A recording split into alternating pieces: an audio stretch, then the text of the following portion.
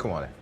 Will Secret Wars be bigger than Endgame? That seems impossible, but when you look at the Secret Wars storyline and all the active MCU heroes right now, it kinda has to be big, right? The question becomes, how do you fit so many Avengers into Secret Wars and still have it work on a narrative level? Well, that's what I'm going to discuss today. I'll be breaking down what the Avengers roster will actually look like in Secret Wars and how it can be spaced out to give everyone something to do. Ready to talk Secret Wars? Let's begin. Observe. After all that speculation and endless theorizing, Kevin Feige ended his epic return to Comic-Con by announcing that we're getting not one, but two Avengers movies in 2025. The first will be Avengers: The Kang Dynasty, and just a few months later, we'll see the Multiverse Saga conclude in Avengers: Secret Wars. Obviously, we've been asking for Secret Wars for a while, and for good reason. That 2015 storyline saw the multiverse collapse thanks to all the incursions, and it basically put Earth 616 and Earth 1610 on a collision course with each other, resulting in some classic comic shenanigans where Doctor Doom seized power and rewrote reality itself to make himself a god. And now that raises a lot of questions. Will Kang the Conqueror take over the Doom role in Secret Wars? Will Kang be defeated in the Kang Dynasty only for the results to be Doom being the main villain of Secret Wars? That's actually tough to say. Logically, Kang should be the bad guy for each movie, but then you risk doing the exact same thing as Infinity War and Endgame, right? Like, Infinity War ended with Thanos victorious and our heroes defeated. Then a massive cliffhanger. Will the Kang Dynasty and Secret Wars work the same way, where Kang wins in Kang Dynasty and Secret Wars sees the Avengers trying to fix it? It's a little too early to say for now, but I'm confident in the MCU's ability to deliver the goods. And here's my general theories on the issue. Instead of deciding between Kang and Doctor Doom for the villain of Secret Wars, why not both?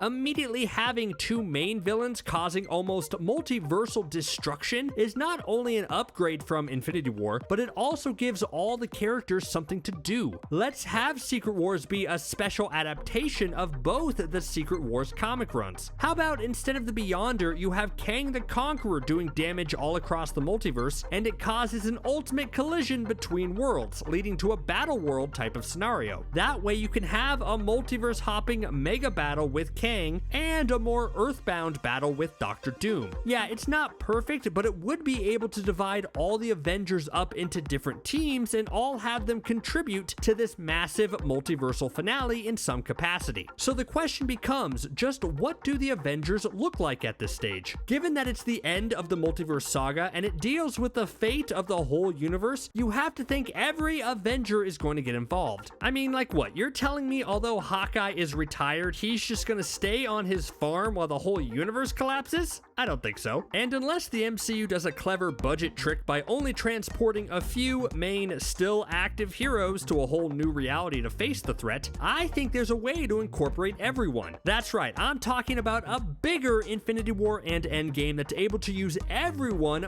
mostly effectively by pairing them off in different teams. So I think we'll get a lot of Avengers in Secret Wars, but they'll be in groups in order to better divide everyone's time. The entries that I'm about to dive into are divided into 5 categories. It's the A team, the B team, the space team, the young team, and the Outliers. Will it be a perfect system? No, but it will allow all the Avengers to do some avenging. Let's start with the A team. Don't say it. Don't you say it. Left. Come on! The A team is who I feel are going to be the main boots on the ground. Every hero is basically an Avenger, right? But this is the team that actually holds the Avengers label and distinction. It's like at the end of Age of Ultron, Hawkeye, Iron Man, and Hulk weren't technically on the official team roster anymore to go out and do missions, but come on, they were still Avengers. So who makes up this A team? I think this will be the group Captain America leads. This movie will come out after Captain America: New World Order, and I think that movie will further establish Sam Wilson as the go-to face of Earth's mightiest heroes. He's the anchor and the one capable of giving orders and delegating tasks to others. The rest of the A-team would be made up of the new Black Panther,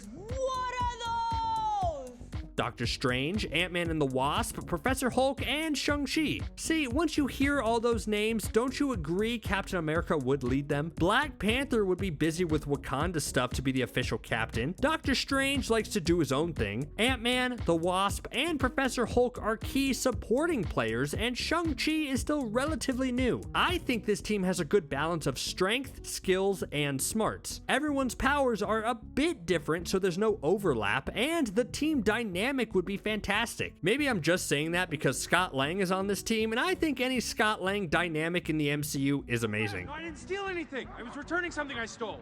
But you could have the science-based heroes with Professor Hulk, Ant-Man, and the Wasp having good discussions with the more magic-based heroes like Doctor Strange and Shang-Chi, while the two most brawler type of fighters in Captain America and Black Panther try to maintain a sense of order. If I'm structuring this in a similar way as Infinity War, I see this group as the ones having a direct confrontation on Battleworld with Doctor Doom and all the Doombots. They're the ones charging the castle, fighting the evil armies, and holding the line to make sure everything doesn't descend into chaos. Their goal is to get whoever's in charge of Battleworld in order to stop them once and for all, and it will take all the magic, the strength, the science, the shrinking, and the skills they can muster. And hey, they have the secret weapon on the team, right? Ant-Man didn't get to use his super secret move against Thanos, so maybe he could do it here?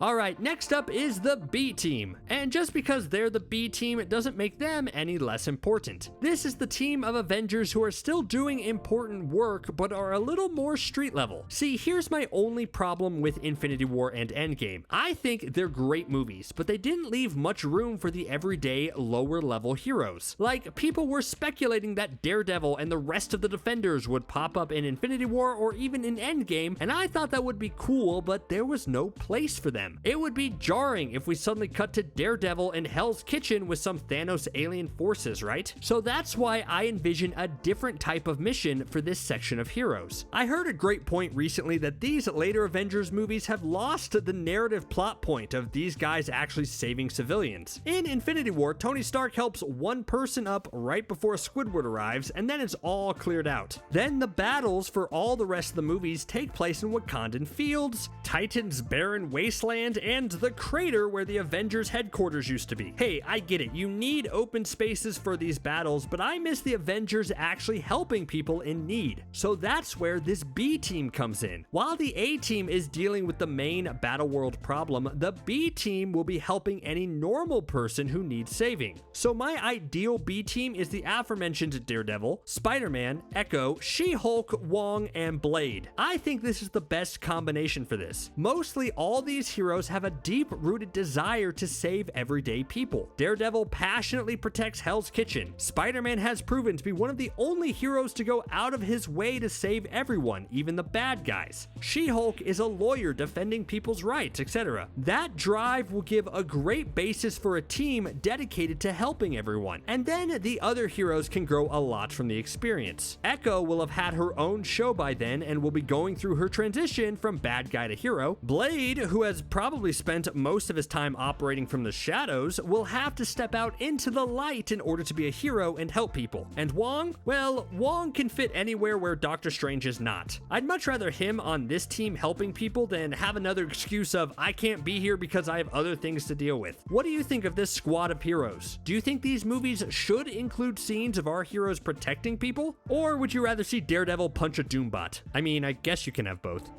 Alright, next team. I call this one the Space Avengers, but maybe I should call them the Multiversal Avengers. I mean, the Guardians of the Multiverse is already taken, I guess. These are the heroes that can handle the massive, CGI-heavy, epic space battles and not immediately feel out of place. Because think of it this way, I envision Secret Wars as this massive multiversal collapse. Universes smash into each other, creating a bright and colorful explosion of realities folding in on itself as Kang's conquering causes unforeseen levels of destruction and chaos. You think Captain America fits in that, or Daredevil? No, they have their place on the ground. And this is why I was saying at the beginning that maybe we should have two big villains, Kang and Doctor Doom. Doctor Doom can be on Battleworld, and Kang can be up in the stars and in other realities that our Space Avengers can deal with. So let's run down this roster of who can handle this monumental task of fighting Kang throughout the multiverse. The cornerstone of this team will be a happy, long-awaited reunion. Thor and Loki will be reunited at last. Loki is proving to be the leading Kang expert, and Thor needs to be a big part of any Avengers team. Them together again on the same side against Kang would be the type of conclusion fans want to see. Plus, how great would it be if Loki's arc ends with him on the Avengers? That'd be great. But besides those two, who else? Well, obviously you need Captain Marvel, and she's arguably stronger than Thor.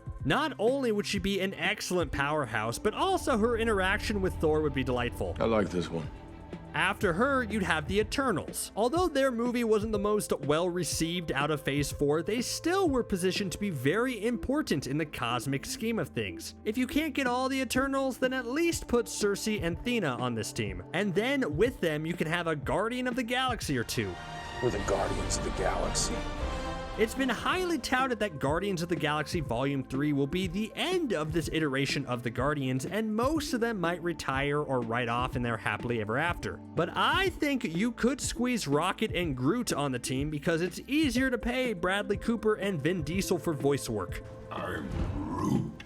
And then if Adam Warlock proves to be as important to the universe as he should have been in the Infinity Saga, maybe he can join them too. And then to top it all off, I'm throwing Nick Fury in this group as an outlier. Why not? Let's get crazy. He might not survive, but there's something fitting about him being the only normal human in this group fighting to save the multiverse.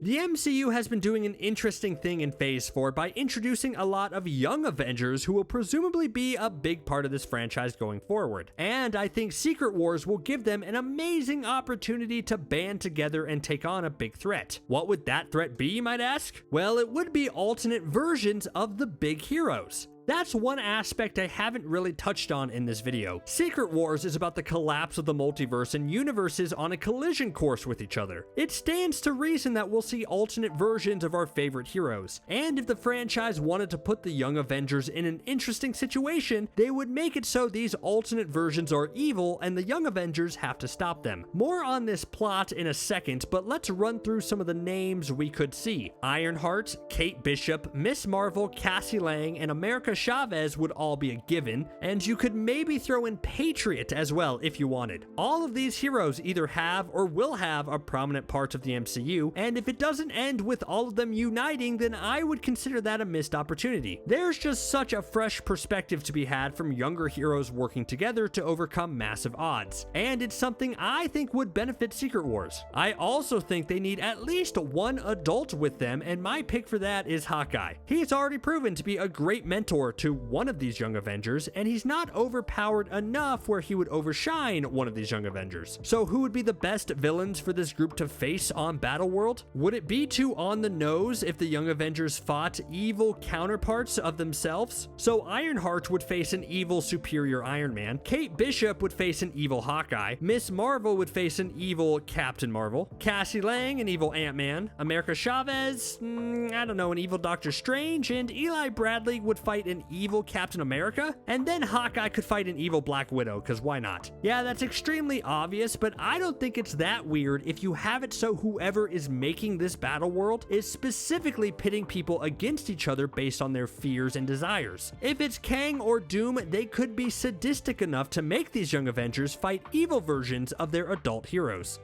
So you've made it to the final entry, and you might have noticed I have some gaps. Some heroes are unaccounted for, and that just goes to show how freaking big the MCU is now. So let's see where some other groups can fit in. Obviously, the big one I've left out is the Fantastic Four. They're kind of important. Clearly, with Phase 6 starting with them, they're being positioned to be the center of this big multiverse saga. And let's not forget, Reed Richards will probably be somehow distantly related to Nathaniel Richards, aka Kang the Conqueror. That connects the two of them in an important way that I feel like this saga will highlight. So the question becomes, what are the Fantastic Four going to do in Secret Wars while all my teams I've talked about are doing their own thing? Well, I do have a suggestion for that. While the Earthbound Avengers fight on the ground and the Space Avengers fight through the multiverse, maybe the Fantastic Four can fight through time. Again, I think that connection between Kang and Reed should be utilized, and maybe their journey could be a trippy time travel adventure as Reed and his family chase a version of Kang throughout the timeline to try to stop him. Because you know what this movie needs? More time travel. That's a very easy thing to write about, right? Anyways, another outlier that I haven't talked about are the X-Men. You know, if it wasn't for Miss Marvel, I would have said that maybe the end of Secret Wars would result in the birth of mutants in the MCU, and that would be a way to make them a focal point of Phase 7 in order to give everyone else a breather as the franchise resets itself. Honestly, I thought that was a great idea. But then Miss Marvel had to go and do the whole X-Men theme song while saying she had a mutation, and my whole idea went out the window. Oh well. This confirms that mutants are on our Earth, so they have to be involved in some capacity, right? And then, of course, you have the Thunderbolt to close out Phase 5, which hints that they'll probably deal with some type of multiverse issue, but that team could consist of Yelena, Winter Soldier, US Agent, Baron Zemo, Taskmaster, etc. And as they're positioned as more anti-heroes, I wonder how they'd fit into Secret Wars. Just goes to show there's a lot of moving parts right now. I'm not saying this is the best way, and I certainly understand that there are major flaws in my outline, but I just like the idea of finding ways for all the Avengers to be involved. What do you think?